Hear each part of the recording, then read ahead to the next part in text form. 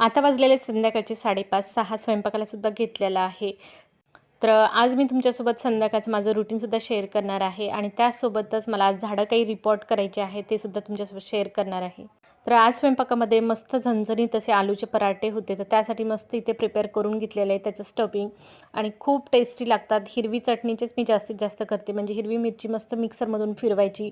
त्याच्यासोबत कोथिंबीरसुद्धा आपण वाटणामध्ये टाकू शकतो. भरपूर अशी धनेपूड वगैरे टाकायची त्याच्यामध्ये, एकदम टेस्टी आपले पराठे तयार होतात.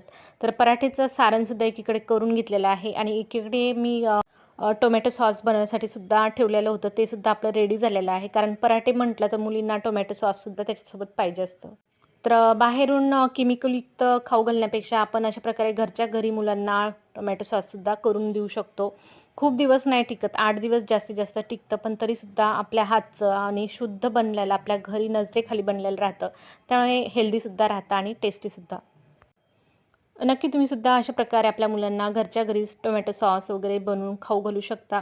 कारण बाहेर माहीत नाही राहत कोणते कोणते केमिकल वगैरे टाकल्या जातात आणि खूप दिवस साठवून ठेवल्या जातं. ते ओरिजिनल राहतं की नाही ते सुद्धा आपल्याला माहीत नाही राहत.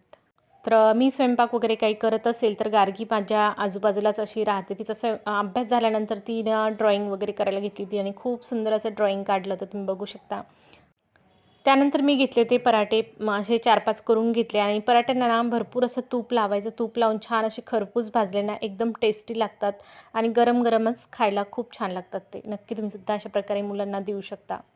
तर काल परवाच्या व्हिडिओमध्ये तुमच्यासोबत शेअर केलं होतं. मला झाडं काही रिपोर्ट करायचे आहे. हा गुलाब दाखवला होता तुम्हाला. याच्यामध्ये खूप सुंदर असं ऑरेंज कलरचं फूल येतं.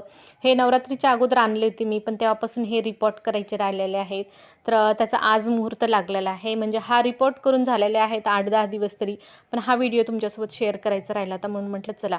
माझ्याकडे खूप काही मोठ्या-मोठ्या कुंड्या नाहीत, तर त्यासाठी मी जास्तीत जास्त बकेटीमध्ये लावण्याचा प्रयत्न करते आणि बकेटीमध्ये ना भरपूर अशी माती मावते.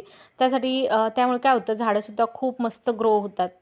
त्यांना ग्रो होण्यासाठी जागासुद्धा मिळते आणि मातीसुद्धा भरपूर राहते त्यासाठी.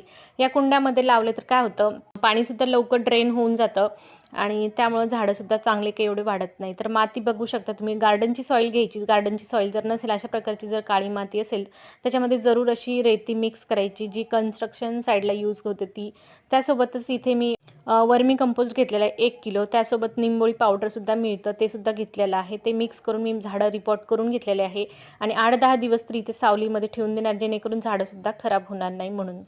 त्यानंतर त्याला हळू मी उन्हामध्ये ठेवणार.